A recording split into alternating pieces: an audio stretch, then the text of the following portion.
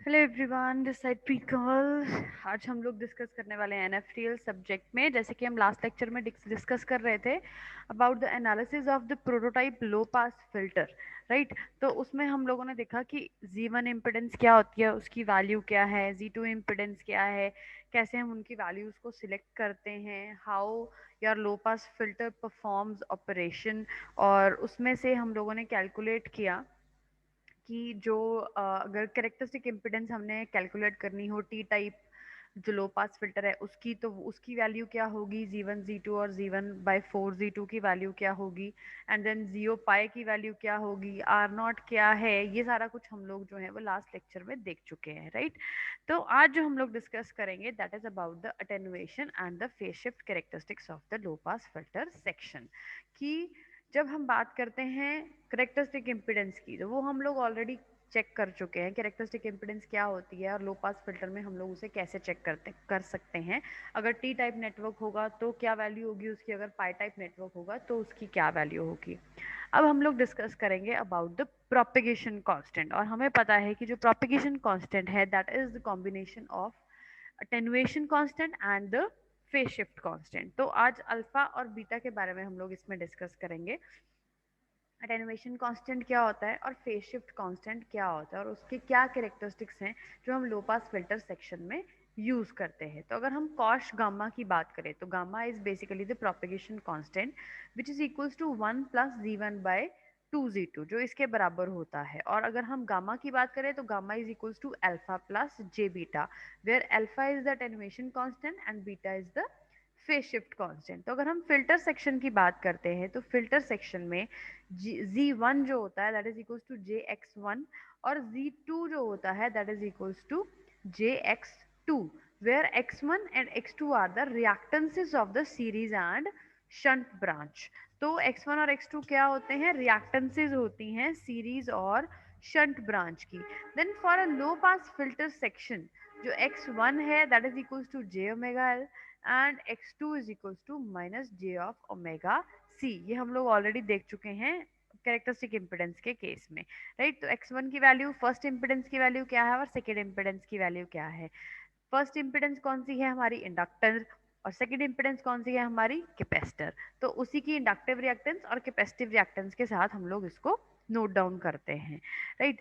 अब for the same low pass filter T section की अगर हम बात करें तो अगर हम लिखें 1 प्लस Z1/2 Z2, तो इसका मतलब क्या हो जाएगा, it will be equal to 1 minus omega square LC/2। क्यों, क्योंकि Z1/4 Z2 हमें पता है माइनस ओमेगा स्क्वायर LC/4 होता है।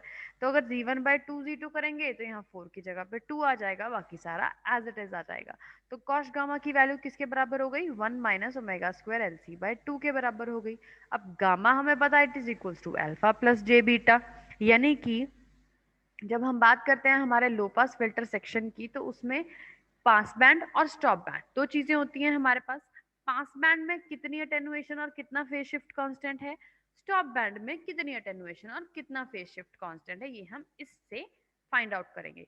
तो कॉश गामा में हमने गामा को अगर एक्सप्लोड कर दिया तो वो क्या बन गया, alpha plus J beta which is equals to 1 minus omega square LC/2। Cosh alpha plus J beta को जब हम ओपन करेंगे it will become cosh alpha cos beta plus J sine alpha sine beta which is equals to 1 minus omega square LC/2, right. तो अब इसमें cosh gamma और plus cosh gamma cos beta which is equals to the real term, और यहाँ पे imaginary term zero है, imaginary term की कोई वैल्यू नहीं, तो इसका मतलब जे साइन अल्फा साइन बीटा की वैल्यू हो गई equal to zero.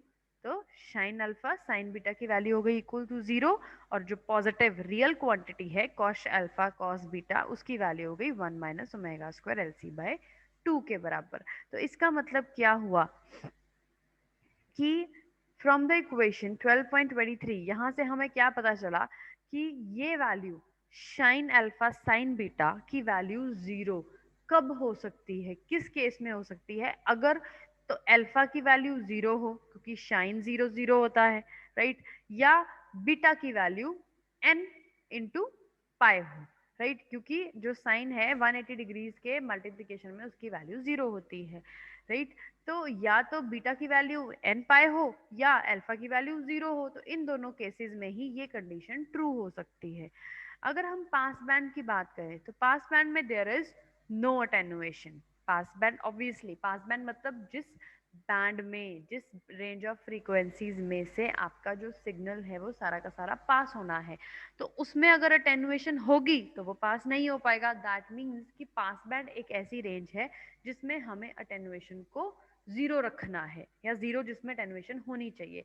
That means कि अगर हम पास बैंड की बात करें तो इस इक्वेशन में in the case of pass band there is no attenuation, hence alpha is equals to zero. और कॉस बीटा, अगर अल्फा जीरो है तो यहाँ पे अगर अल्फा जीरो की वैल्यू पुट करेंगे तो कॉस जीरो 1 होता है, तो इसका मतलब कॉस बीटा की वैल्यू क्या हो गई 1 minus omega square L C by 2 in case of the pass band. अभी हम पास बैंड की बात कर रहे हैं, अभी हम स्टॉप बैंड की बात नहीं कर रहे हैं, राइट। तो पास बैंड में हमने क्या देखा कि अल्फा की वैल्यू जीरो आ गई, यहाँ से हमें पता चला कि अल्फा की वैल्यू जीरो है। उस अल्फा की वैल्यू जीरो को हमने यहाँ पुट किया, cos zero cos beta is equal to this thing. तो कॉस जीरो की वैल्यू होती है 1, राइट। तो कॉस जीरो अगर 1 होती है तो ये जो टर्म है वो किसके बराबर हो गई, cos beta is equals to 1 minus omega square L C by 2 के बराबर हो गई। So the value of cos beta वो कहाँ से कहाँ तक वेरी कर रही है, +1 से लेके -1 तक। तो इसलिए अगर कॉस बीटा की वैल्यू 1 होगी, इफ इट विल बी 1, अगर इसकी वैल्यू 1 होगी तो 1 और 1 दोनों कैंसिल हो जाएंगे, तो इसका मतलब omega square L C by 2 की वैल्यू हो जाएगी 0। तो यहाँ से हमें क्या पता चलेगा कि ओमेगा की वैल्यू हो गई है 0, मतलब फ्रीक्वेंसी हो गई है 0, that is the lower cut off frequency of filter operation, right? So this reasoning proves that lower cutoff frequency of the low pass filter value is 0. That means कि cos beta, यहाँ से हम लोग find out क्या कर रहे हैं, यहाँ से हम लोग फाइंड आउट कर रहे हैं कि रेंज क्या है, पास बैंड की रेंज क्या है। पास बैंड की रेंज हमें कैसे पता चलेगी, from the value lower point to the higher point, right.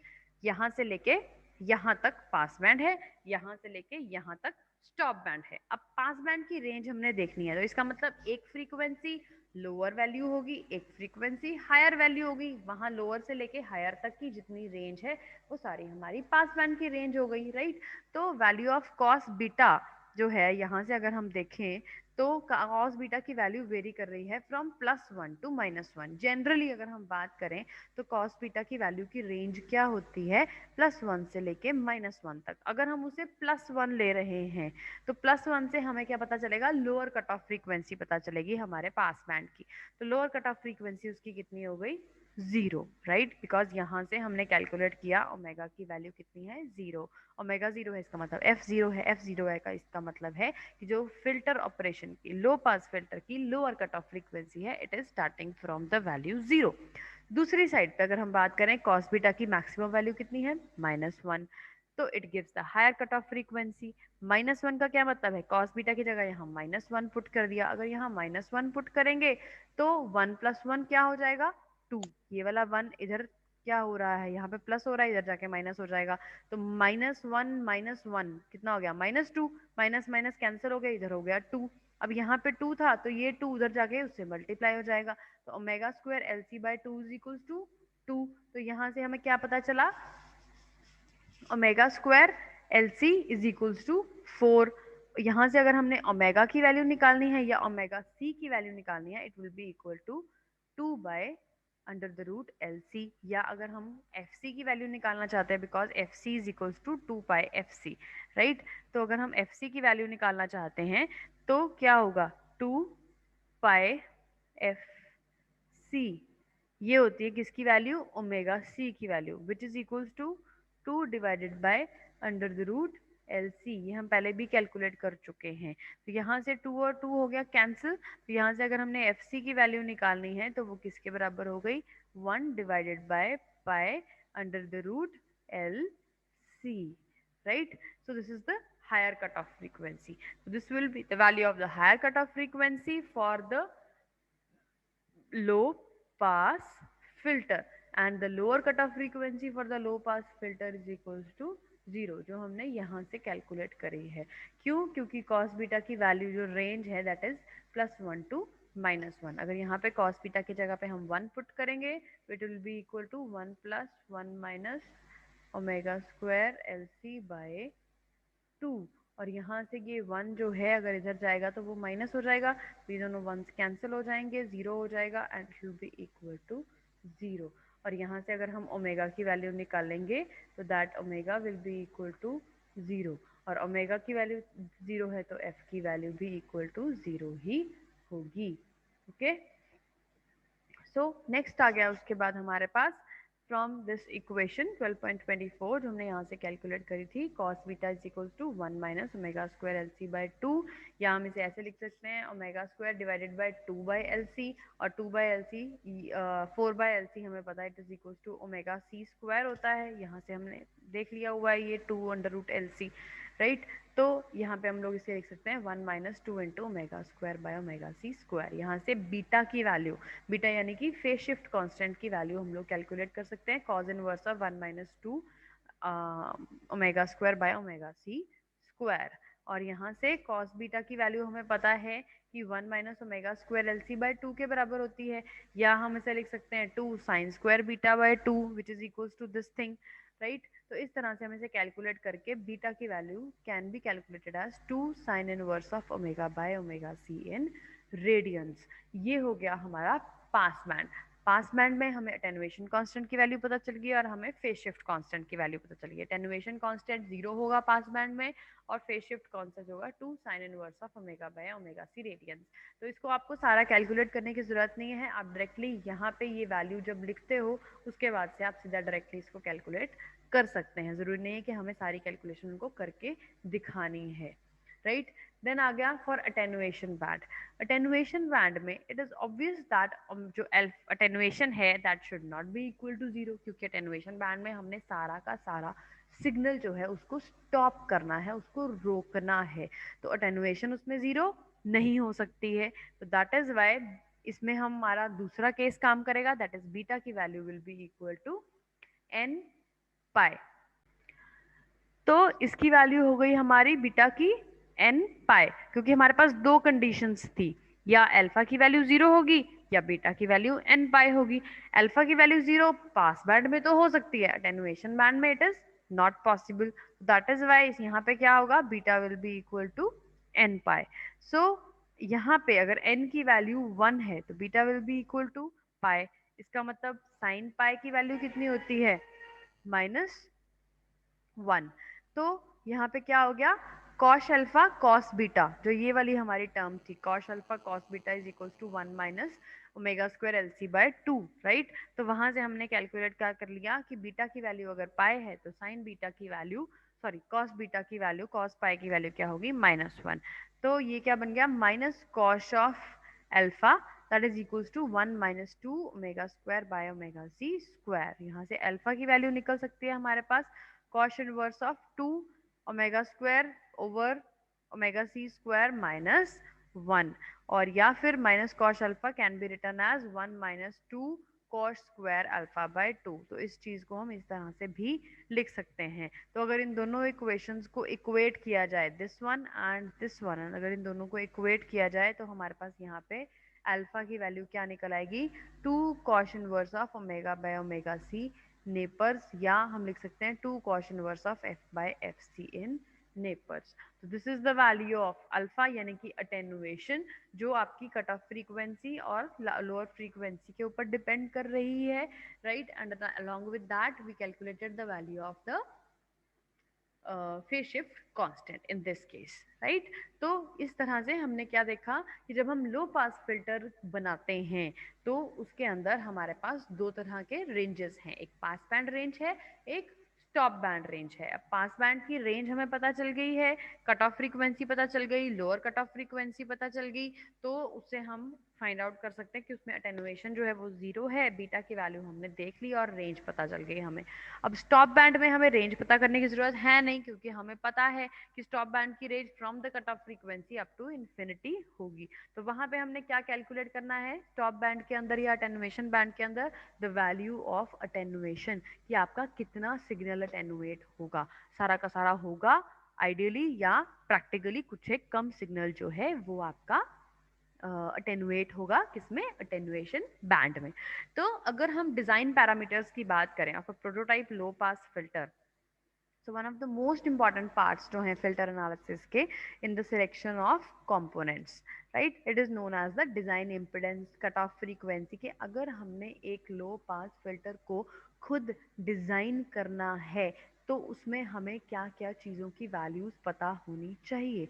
तो वो हम लोगों ने जो कैलकुलेट करी है उसका एक क्विक रिव्यू है ये चीज़, दैट इज आर नॉट की value that is equals to under the root of L by C, FC की value that is equals to 1 upon pi under root LC।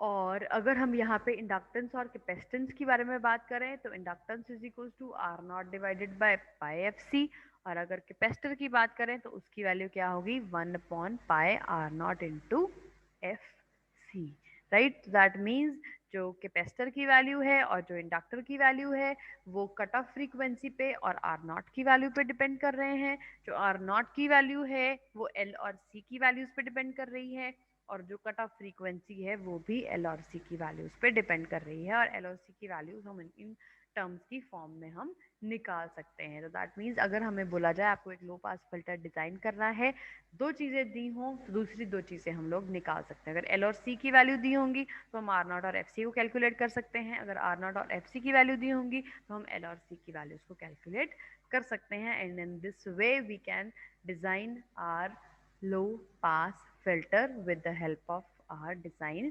components या design impedances and cutoff frequency।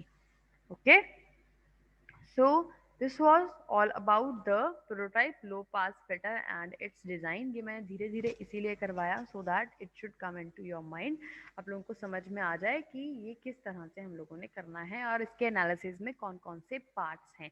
तो दो parts हम लोगों ने last lecture में discuss किए थे, दो हम लोगों ने आज डिस्कस किए हैं। so it was all about this prototype low pass filter and its design and its analysis। I wish it is all clear to you. If still there will be any doubts, we will be taking them later on. Till then, take care and bye bye.